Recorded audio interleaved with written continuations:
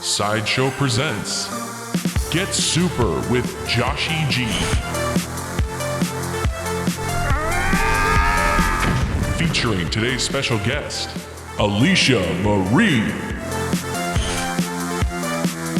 It's time to get super. Hey everyone, what's going on? I'm Joshy G, and welcome to yet another super fantastic episode of Get Super with Joshy G. And I'm extremely excited because I have somebody super here.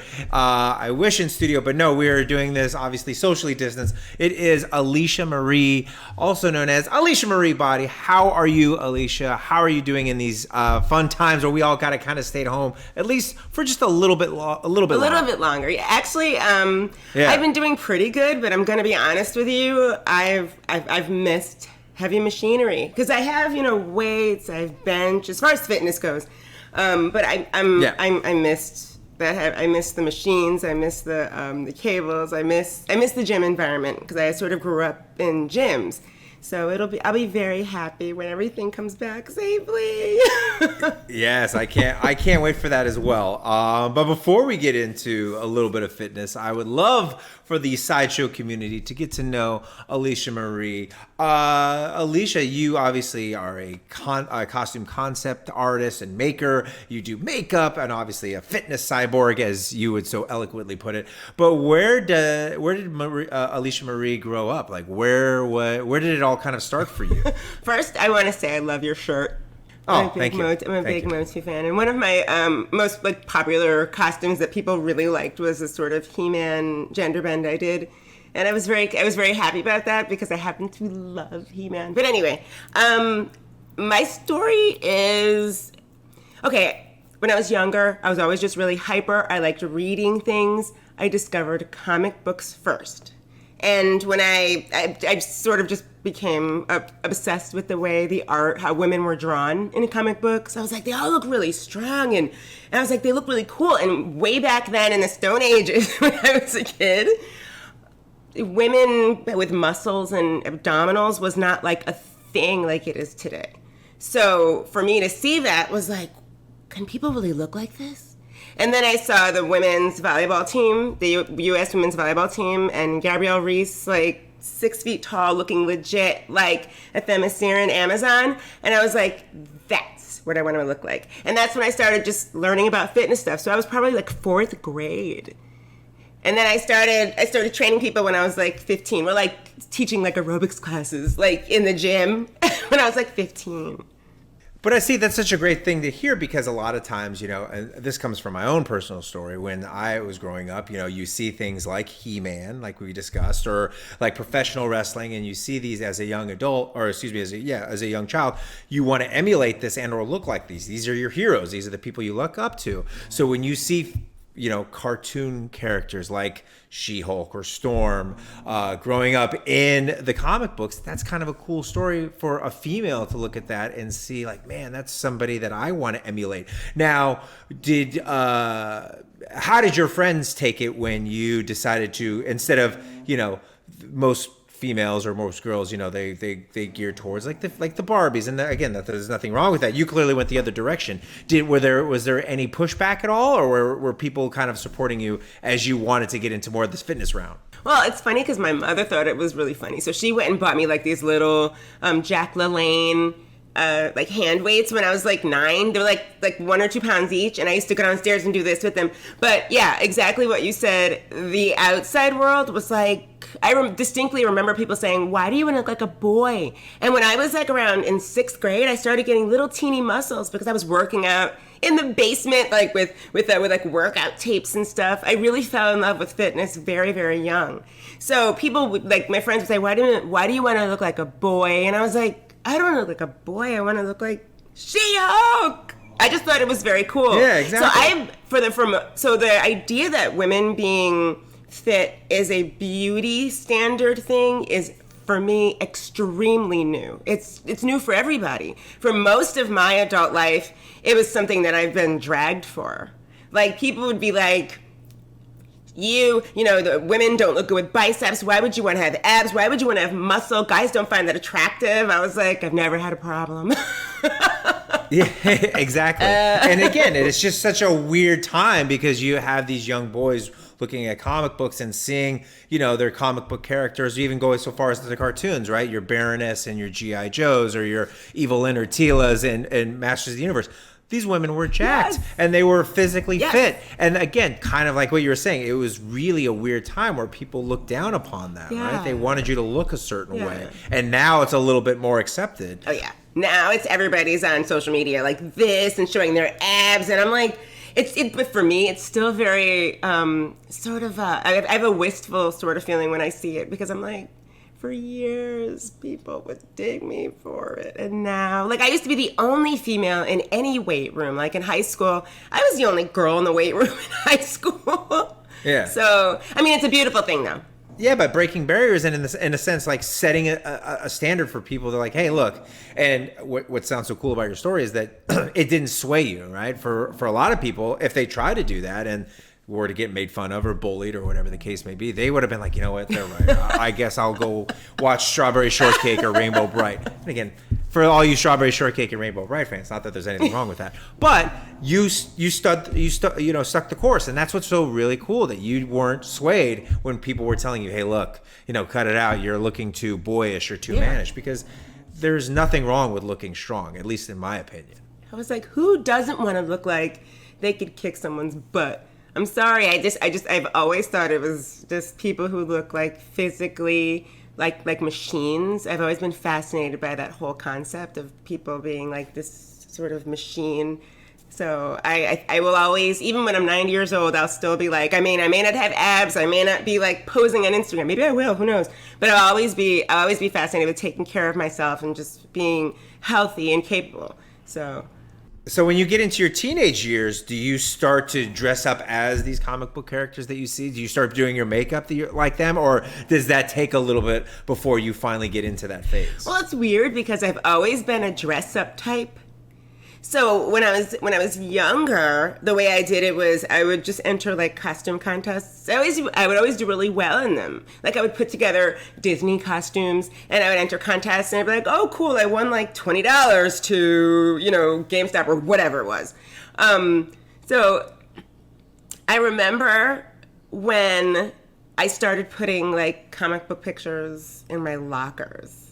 I had like a couple. It was always X-Men. It was usually Storm. And I do remember taking them down because someone saw it in my locker and was like, what the heck is that in your locker? And I was like, oh, that's right. I'm supposed to put like something cool, like from like Cosmo in my locker or something. You know what I mean? So I do remember taking it down. Which is funny now because it's the complete opposite, right? People are putting comic book, pictures everywhere. And movies and stuff like that in their locker. Everywhere. And anything else like that, they're like, oh, what a nerd. But I'm sorry, continue. Everywhere. Yeah. So I didn't really, so my very first like true cosplay, I'm going to say, was 2010 when I did Storm. And that was when I was like, if I'm going to go to San Diego Comic-Con for the first time, it was my first one ever because I grew up on the East Coast. I was like, I'm going to go all out. So I went all out. I loved that Storm costume actually. And I remember when I think back to myself going down the escalator from the hotel thinking, oh God, people are going to like get crap on me for this. And the response from people was so amazing that I just hit the ground running and never stopped. I was like, I'm making this costume, doing this look, I'm doing all the characters I grew up loving. However, I will say this, in 2010, I was still doing a lot of writing and fitness, and I was getting ready to like release my book, and I was still sort of, I was doing a lot more professionally in fitness at that time. When I started releasing things, there was a bit of a pushback because I would read like we torture ourselves. I would look at message boards, and we all got like, remember we used to all get Google alert to get, your name comes through, and you're like, what are people saying about me? And I do remember people saying, oh, she's so embarrassing. She wants to be taken, seriously as a fitness expert, but she's, walking around these comic book conventions dressed up in costumes, and it's not even Halloween. So I do remember there was a lot of pushback. The pushback was from the fitness community, not necessarily the comic book or the geek community. It was a fitness community at first, very much. They were like, this is very How are people going to take you seriously? I mean, now fitness people are like trying to look like superheroes. That's just it. That's what I'm saying. I've seen a few bodybuilding competitions in my day, and I've seen that there is a showmanship, aspect to it where they act like robots or they pretend that they're the Terminator. And again, it's just kind of like, well, you can't really say that dressing up like a superhero. I mean, even in some of these like fitness conventions, you'll see like there is a comic book workout area where these guys are like, so. But going back to San Diego Comic-Con, it's interesting that you bring that up, that you were so welcoming and accepted. I find that is the one time of the year where people can dress up however they want, and as long as it's not offensive, for the most part, everybody loves one another, and that they are so accepting. And you could have the worst costume on the planet, literally a cardboard box, and people will want to take a picture with you and celebrate the costume that you took the time and put together. So for somebody who's on the other end of the spectrum like yourself, it must have a big sense of relief and a huge sense of achievement when people are so thrilled about your Storm costume. How many pictures do you think you took that weekend at San Diego Comic-Con? Oh my God. When I got to by the time I got to the bottom of the escalator, I was surrounded by people. And I was like, I'm home. I found my people. And I was always way too shy, like sort of before that. I'm like a weird version of an introvert extrovert. So I was like, but it was, the reception of everyone was so nice and welcoming. And I entered the X-Men costume contest too. I came in second. I lost to Iron Man, and I should have lost to Iron Man. That costume had hydraulics and steam. It was an X-Men costume contest and Iron Man was in it? How does that even work? He shouldn't even been in there. It was amazing, that Iron Man costume. But anyway, I just remember thinking that was the most fun I had ever, just surrounded by other people in there. And everyone who cosplays, like, you do it because you want people to see your costume, but like it's like you go to the convention so you can see what everyone else is doing, and you can compare builds, and you can see what people like are into, and you see the passion in like people's eyes. And fans who appreciate a franchise, like they love seeing that you brought a character that they love to life. Oh, it's the best feeling. Like fandoms it's the best feeling. I love it. Now, forgive me if I'm asking an offensive question. Go ahead. But do you make up your own costumes, or do you buy stuff to make your own costumes? Oh, actually, I'm about 80-20. I make most of my own costumes, but there are some that I just want to do that I don't like. I'm at my heart, I'll call myself like I'm a compulsive artist.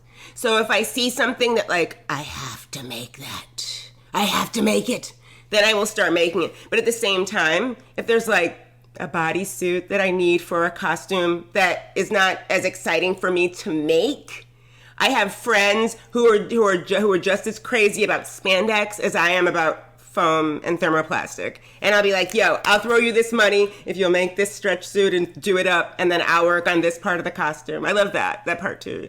So it's technically homemade, but 80% of it you make it yourself, and 20% of it somebody else makes it for you. That's great. You're not buying like an officially licensed costume, I guess is what I'm saying. But I mean, there's really nothing wrong with it. There's nothing wrong with it. But for me, part of the fun is, let me tell you why I started getting into costume making, really. Because I could never find exactly what I wanted. So like I would see them like, that would be great, but it's missing, it'd be nicer if this looked like this and if that looked like that. And that's when I was like, well, I'm just going to have to go to YouTube University and figure out how to work with foam. That's why I have like behind this is like the costume making workshop, naked mannequins and everything else. That's why it's covered up. But that's why I learned how to do like everything that I know how to do in costume making was like just necessity, because I can't find exactly what I want. And only I really know what I want. So I just taught myself how to. So when I look at my first costumes compared to now, it's like the progression. And so when people ask me like, oh, I want to start learning how to make costumes, I was like, there are certain people that I learned from, like Evil Ted, and Kamui Cosplay, SCAS. There's a lot of really great costume makers on YouTube that share their skills, and they do that professionally.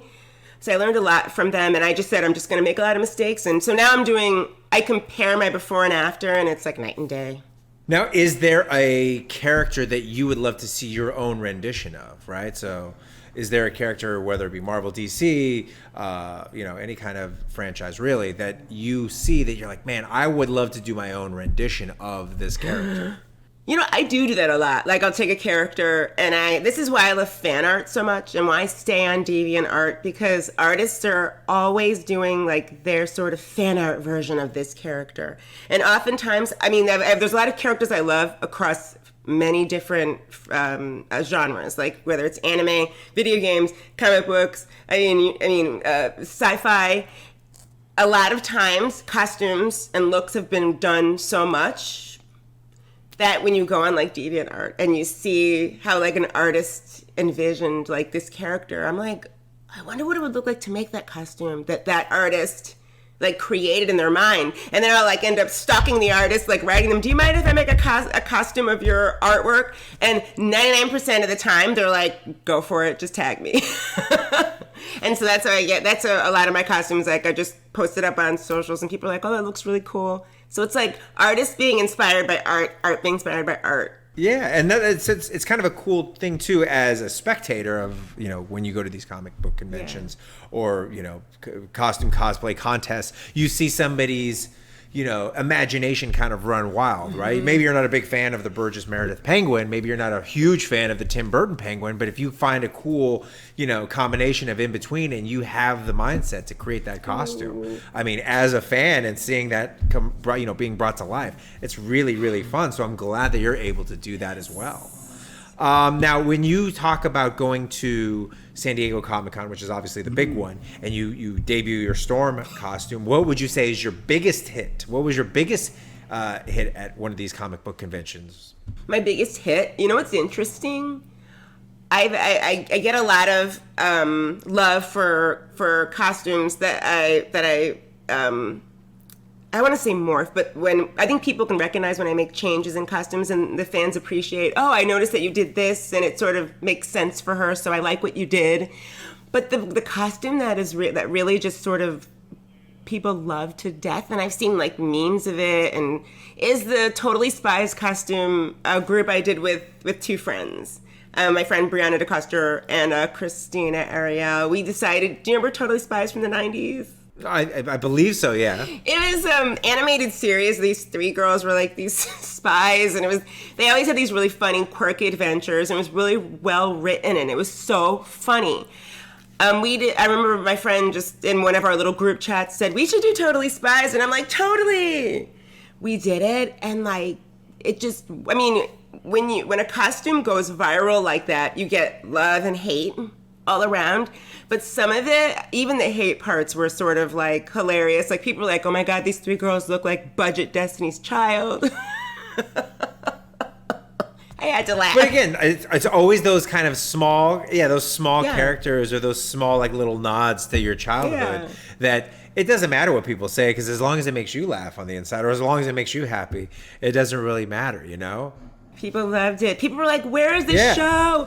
Oh my God, I remember it from when I was in like elementary school. I remember when I was in like middle school. And I think it just took off because so many people grew up with Totally Spies. And I was like, we thought people would like it, but we did not anticipate the reaction from like the world for Totally Spies. I was like, so that was really nice. That was fun. That was a fun ride. Well, I was going to say, because the age of COVID now, that there are no, at least for the time being, any conventions or costume contests that you can join, do you find that your online presence or the things that you're doing now, whether it be via social media, Facebook, Twitter, Instagram, whatever the case may be, do you find that is helping, still keeping your artistic mind fresh? Are you still able to share your love for costumes and makeup on a completely different level, on a completely different platform? You know what? I will say that a lot of people who are like me, costume makers, we get inspired by each other, like being around each other, and like we'll be at a convention, we'll see someone and say, oh, I love that. You know what I want to do? And then it like totally spins you into what you're going to make for the next convention. Without conventions, we lose that like human element of inspiration, and we tend to be online all the time. I noticed a lot of convention type people have been, like you said, living on social media just to get inspired by anything, because not only are we not inspired by seeing each other and seeing what each other are doing, we have nowhere to go. We haven't had anywhere to go since 2020. So I think I've seen a lot of people lean hard into like doing pictures at home, photography, stuff like that. But I've seen a lot of people just get completely demotivated. And I totally know that that's happening. So I'm really glad that we're seeing the light at the end of the tunnel sort of thing. For me, I will say I was very, very lucky to start playing Dungeons and Dragons in January of 2020. So I started doing live streams because I was like, well, and then like a month later, the whole pandemic hit, and I was already doing things in the D&D live community. So with that, oh boy, Joshy, I leaned right into costumes for those streams. I do full looks for every character I do, for every stream. And people are like, why do you go through that much work? And I tell them, like, for me, it's really not work at all. This is how I'm saving my creativity, and it's how I'm getting it out. I'm like, oh, my character is a tabaxi monk, which means I'm a cat, which means I get to do a full cat makeup look, and I'll be like online looking at pictures of cats for inspiration, and I'm like, oh, this is fun. Like, it's totally fun for me, and it is. I strongly believe it has saved my whole creative process and method, just playing in Dungeons and Dragons games and being in a creative community that can't be in person. But see, again, that's just another testament of how wonderful a small community can be, right? So take Dungeons and Dragons. You know, not too long ago, people were looked down upon for playing Dungeons and Dragons. They were nerds, they were geeks, they were this, they were that. And now it's so well accepted. And like you just said, there are so many people out of work or, you know, demotivated or not able to connect and, you know, with humans on the daily in the sense of human contact or face-to-face interaction. Now there is an there's a place for them to go. And with someone like you at the helm, it must make you feel good that, hey, I'm not going to just read off of this campaign book and not really get into it. I'm going to go I'm going to, go jump right into the deep end and make this an experience for not just me, right? Because I need this, but for other people. That has to make you feel good. It does. Right? I don't want to be the person that's like, oh, I'm dressing up so everybody has to dress up, because Dungeons and Dragons is not about cosplay, it's not about costumes, it's about storytelling with friends. It's really just for me. Like, it's how I get into character. It's how I achieve like immersion. And I just have a lot of fun. I look at myself, I'm wearing ears, I look crazy, I have like markings on my face, and I'm like, I really feel like her now, and now I feel like I can be her. And if it helps the people who are watching feel like I'm more the character, even better.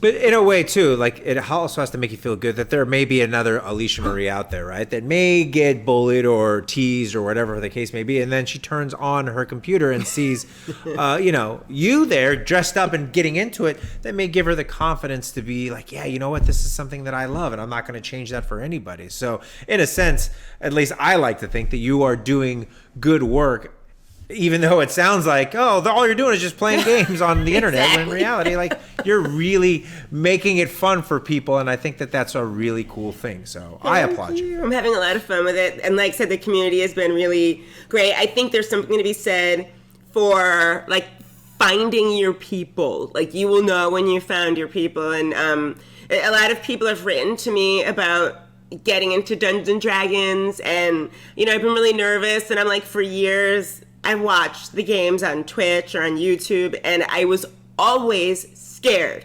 I was like, there's no way I'm going to be able to do this. I'm embarrassed. What if people like laugh at me? And me, who I consider myself a pretty confident person, but for some reason, something about like opening yourself up to that level of vulnerability to tell a story. Like, I can share a costume I made. I can do fitness stuff, a makeup, but when it comes to telling stories, there's something a little bit more vulnerable with me. So, but when I jumped in, like, people are like, just do you, and it's been really nice, and it does something for your confidence, definitely self-esteem and confidence. Yeah, exactly. And it's okay, at least for me, and I learned this lesson ironically at Comic-Con, is it's okay to suck at something and hope to get better, or at least get motivated.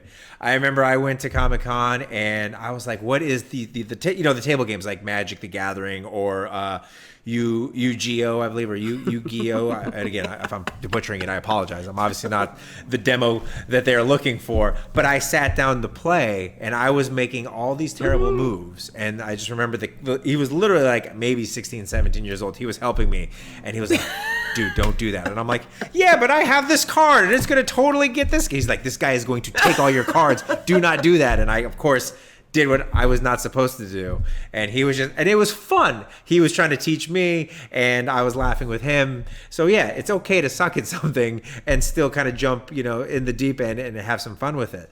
So you also get into fitness. You obviously, fitness has been a big part of your life from, when you were a young teenager to now.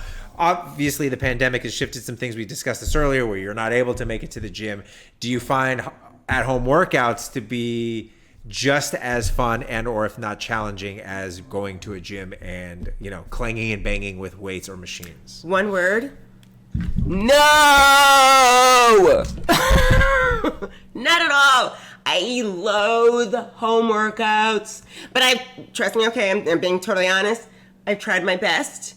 It's just, for me, the gym experience, or even just being outside around other people working out, for some reason, what I found out about myself during the pandemic is that it's very difficult for me to self-motivate at home to work out. And I had a deeper appreciation for everybody, for people who say it's just hard for me to work out in general, because I was like, I've never had this feeling where it was hard for me to want to work out.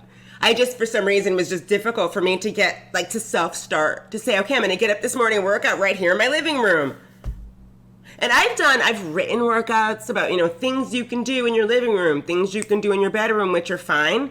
It's just not as, I found that it was very difficult to get myself started. And I was like, wow, I learned something about myself this past year and a half.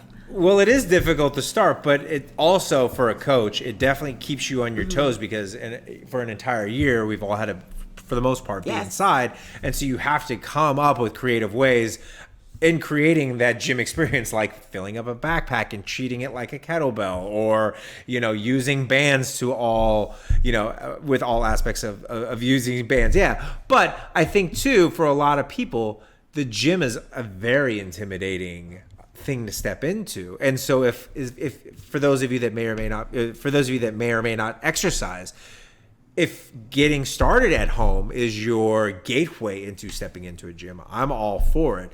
I'm a huge believer in doing something is better than doing nothing. Now, what you were saying about being motivated, yes, a year being inside. Luckily, I live in Southern California. It's a little bit easier to step outside and do a workout, in the garage or at a park, versus some of these people that are stuck in colder weather climates. So that could be a huge determining factor on whether you want to work outside or not. But what are some of the things that do motivate you, whether it be having to work out in your living room or when you do have the luxury of going back to a gym? What are some of the motivating things that do get you to finally work out?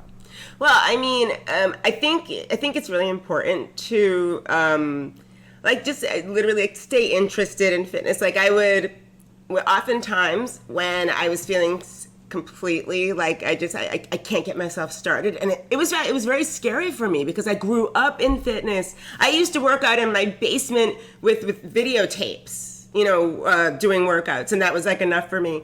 But I tried to stay connected to fitness by doing a lot of reading, and now we're lucky that we have apps.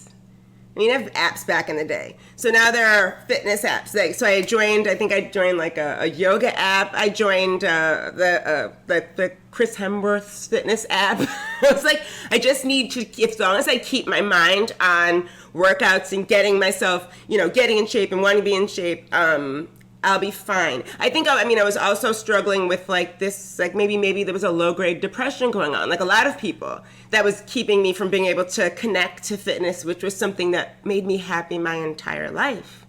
And like you were saying, most people who, there's a lot of people who were like, well, I don't want to work out in a gym until I get in shape to work out in a gym.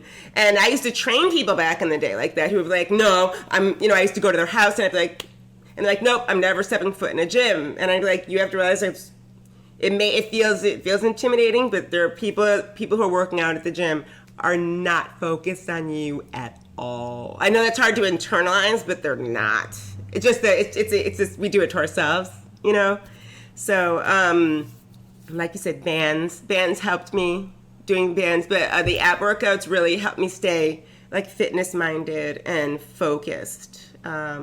Yeah, that's how I did it. That's how I got through it. But do you have a good playlist that you listen to? Do you like, is there a certain type of music that really just kind of amps you to get you like, oh man, today's a terrible day, but you know what? I'm going to put on this playlist and it's going to amp me and I'm going to be ready to go. You know what I do, Joshy? I won't let myself watch certain things during the day because I'll get too invested and I won't get anything done. So what I did is I have Funimation and Crunchyroll, which are anime, and I can only watch my anime series when I'm doing workouts or cardio, when I'm doing cardio. So that tells me, I can't wait to do cardio so I can finish, Food Wars, or I can finish, so I give myself sort of this little incentive. I was like, I get to go to the gym and do my 40 minutes of cardio and watch, this many episodes of, so for me, I'm weird. I don't listen to music. I listen to anime series. Yeah, there is nothing wrong with that. I'm sure there's tons of people that, whether it be sports or, cartoons or animated series, audiobooks, whatever gets them to move. I am a huge, fan of that. But going back to your cosplay real quick, is there a character, I forgot to ask you this, is there a character that you would love to do that you haven't already done yet? Oh my gosh. There is a list of characters. I think give me your top 5. Okay, I'll give you. Your top 5. I should actually whip out my list. I know I want to do at some point. I don't know. Do you know League of Legends? Mm-hmm. I know of League of Legends. I don't know all of the characters. There's a character. Her name is Ilaoi. I love her because she's a beast. I love. It's funny because I love little characters too, like tiny little halflings and fairies and stuff like that. But I love my big girls. So Ilaoi is definitely, and she has this sort of mohawky type hair, and she's really cool, and she has markings on her face and her body, and I was like, I'm gonna cosplay that one day. That's coming. I have to do a whole bunch of Rosario Dawson. I have to do a whole bunch of obviously I have to do Ahsoka Tano. I have to. I mean, that's definitely coming. You know what's weird? Okay, speaking on your shirt, I really want to do a Tila cosplay only because I love it. And but you did a He-Man. I did a He-Man, and I did Orko. I should do Skeletor. Yeah, see? A female Skeletor. Evelyn. I should do... oh my gosh, I wish... I'm actually scared. And then there are a bunch of pop culture characters from Star Trek that I really want to do. That I'll see them and be like, I need to... At some point, I need to do a Klingon. I have not done a Klingon yet. And it's only because I'm not good at prosthetics. And I mean, that's what a Klingon is. It's the whole, here. So I have to figure that out. But when I do, I have to do, look at my necklace.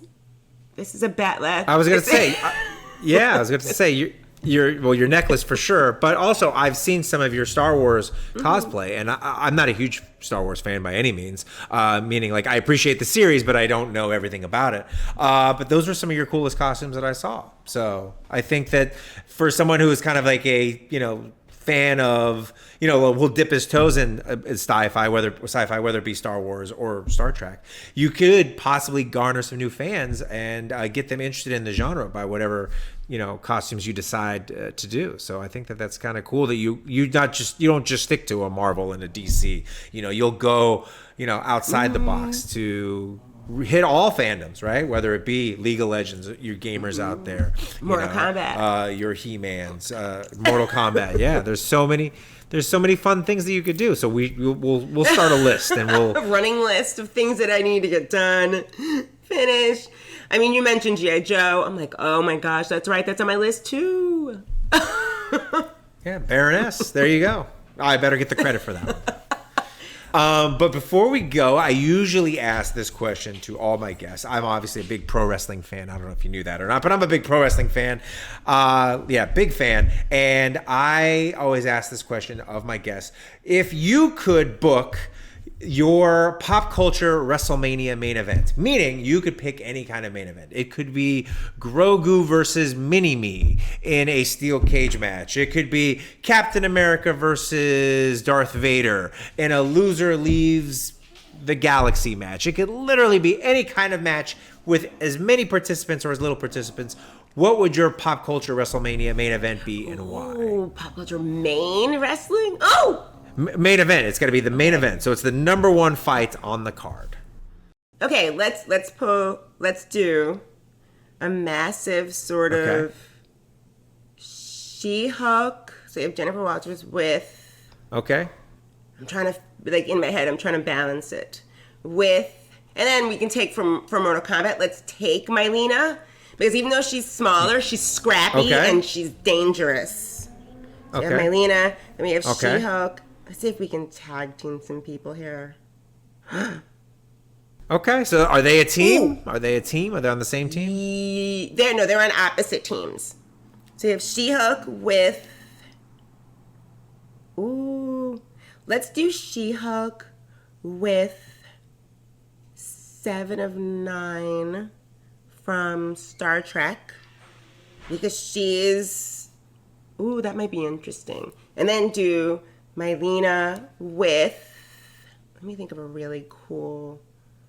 Why don't we pull in? Oh, I'm going back. Why don't we pull in? Do you know the game Defense of the Ancients or no? No, I don't. Now I'm gonna have to do my homework with all these games. Yeah, there's a major she's a queen of whatever. She's a queen of death. She's like a demon horns over like her with Mylena against those. That would be a really cool sort of crossover. I think I would pay to see that. I was gonna say your 7 of 9 costume. Speaking of, that was one of the costumes I was referring to in your cosplay. But I like this all ladies, female tag team match. Now, do you have a winner? Who's winning? Oh boy. Or have you not decided? That's actually a bonus question. Yeah, I usually ask at the end. Is who wins? In my head, I feel like She-Hulk Beastly wins, but you never know.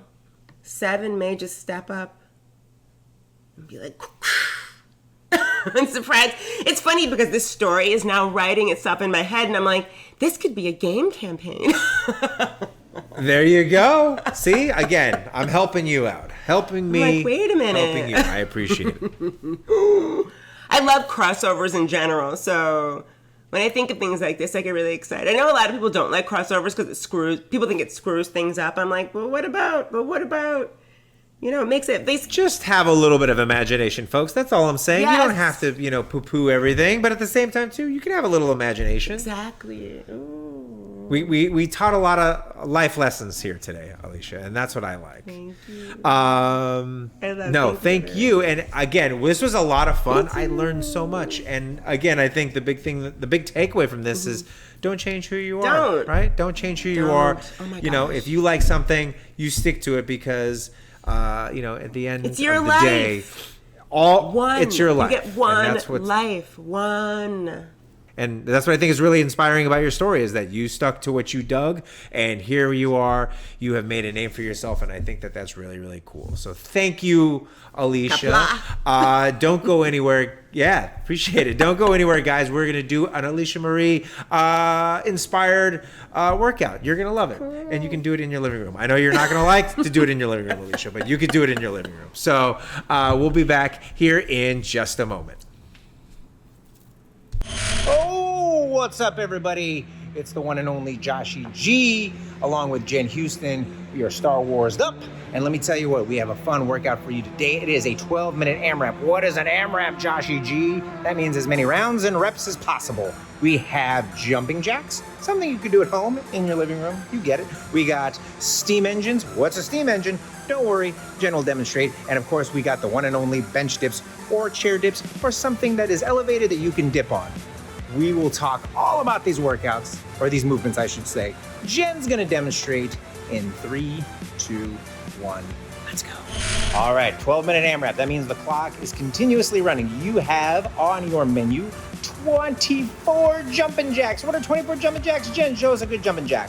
There you go. Just like in PE class. Hands over your head, slapping the sides. That's 1 rep. That's 2 reps. That's 3 reps. You get the idea. We're looking for 24 jumping jacks, baby. All right, after your 24 jumping jacks, we have 12 steam engines. What's a steam engine? Just think of it like a standing crunch, so to speak. All right, Jen's gonna put her hands behind her head. She's gonna lift her right knee, and she's going to touch her right knee or get as close as to it with her left elbow. And then she's going to alternate. So her left elbow to her right knee, her right elbow to her left knee. I believe I said that correctly. Anyway, we're looking for a total number of 12. All right, and the last movement we got going on in this AMRAP is 6 chair dips. That's right, Jen's gonna put her hands on the chair. You can also use a bench or an elevated surface. She's gonna take her feet and she's gonna step out just slightly. She's going to lower herself down below parallel and she's going to extend all the way up at the top. That is considered a good rep. We are looking for a total of 6 bench and or chair dips.